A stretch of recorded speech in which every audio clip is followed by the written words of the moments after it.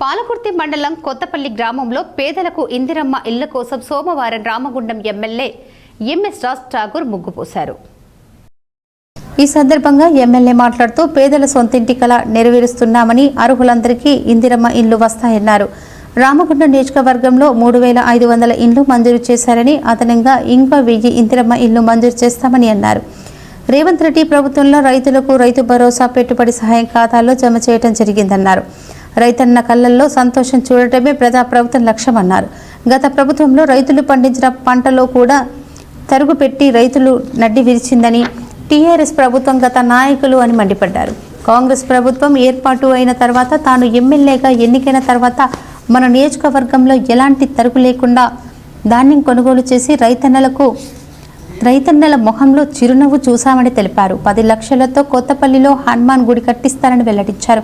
స్థాయిలో లేనోళ్ళకి ముందుగా, తర్వాత భూమి లేనోళ్ళకి ఇంకో విడతగా ఇచ్చే దాంట్లో భూమి కూడా ఇచ్చే కట్టే కార్యక్రమం చేస్తూ ఉన్నారు.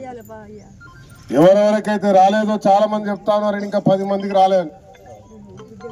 వాళ్ళందరూ కూడా భూమి ఉండి నిరుపేదలైతే ఇక్కడ నాతో పాటు ఎంపీడీఓ గారు, హౌసింగ్ కు సంబంధించినటువంటి అధికారి కూడా ఉన్నారు, యువ మిత్రుడు. వారికి ఇప్పుడే ఆదేశాలు ఇస్తున్న శాసనసభ్యుడిగా ఆ 10 మందికి పేర్లు రాసుకొని ఎంక్వైరీ చేసి వెంబటే 10 ఇళ్లకు ప్రొసీడింగ్స్ ఇవ్వాల్సింది కోరుతా ఉన్నా. మదనమ్మ దాన్ని కూడా స్పెషల్ కన్సల్ట్ చేసి ప్రొసీడింగ్ ఇచ్చాల్సిందిగా ఆదేశాలు ఇస్తా ఉన్నా. 10 సంవత్సరాల క్రితం నేను శాసనసభ్యుడు కాలే, 4 సార్లు కొట్లాడా, కానీ మీతో పాటు ఉన్నా.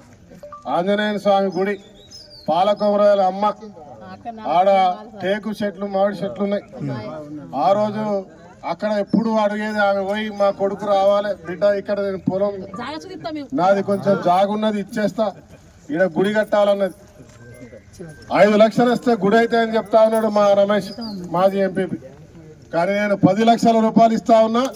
అక్కడ గుడి గోడ అన్ని కూడా కట్టే కార్యక్రమం చేయాల్సిందిగా కోరుతూ మీ అందరికి శుభాకాంక్షలు. ఈ కార్యక్రమంలో పాలకుర్తి మండలం కాంగ్రెస్ పార్టీ నాయకులు, వివిధ విభాగాల అధ్యక్షులు, అధికారులు పాల్గొన్నారు.